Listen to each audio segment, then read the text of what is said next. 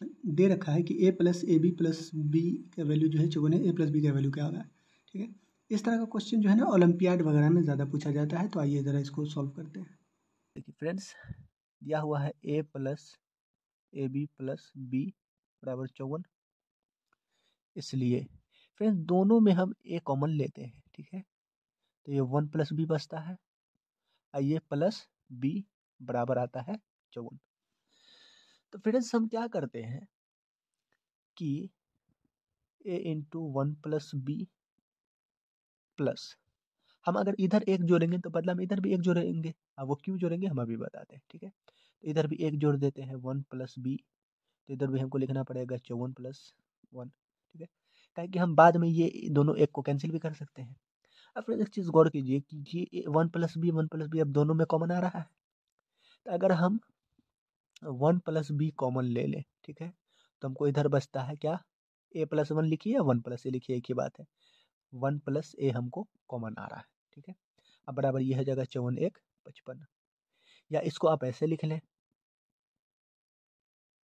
a plus 1 और into B plus 1 बराबर 55।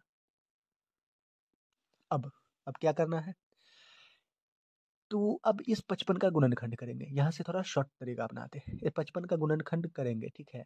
तो 55 को हम कितने तरीके से लिख सकते हैं, 1 गुने 55, 11 गुने 5 या 5 गुने 11, ठीक है, और 55 गुने 1।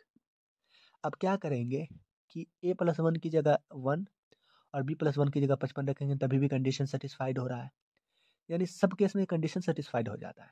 बट थोड़ा ध्यान देने की बात यह है कि a प्लस 1 जो है कभी भी होगा तो एक से तो बड़ा होगा, यानी इंडिविजुअल रूप से a जो है या तो एक से बड़ा होगा, मतलब कि a या तो एक से बड़ा होगा या एक के बराबर होगा, ठीक है।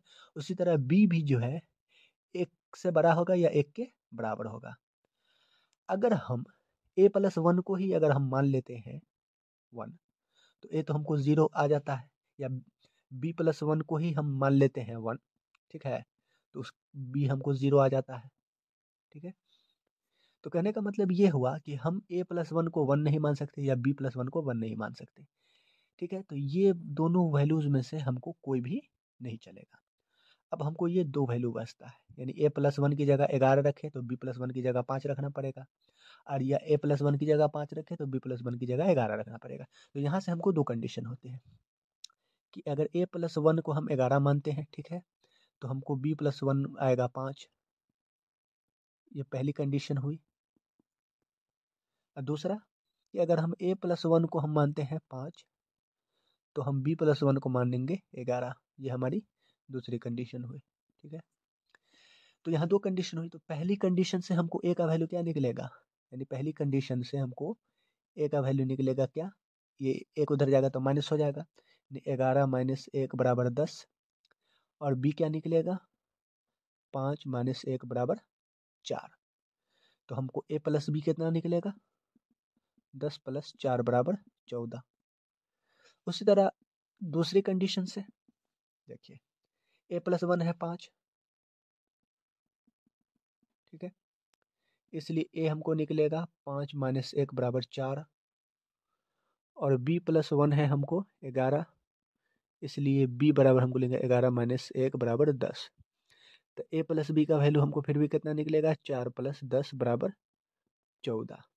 तो हमारा जो आंसर है, ठीक है, वो यहाँ बीच में लिख देते हैं, a प्लस बी हमको आएगा 14, और यही हमारा फाइनली आंसर रहा।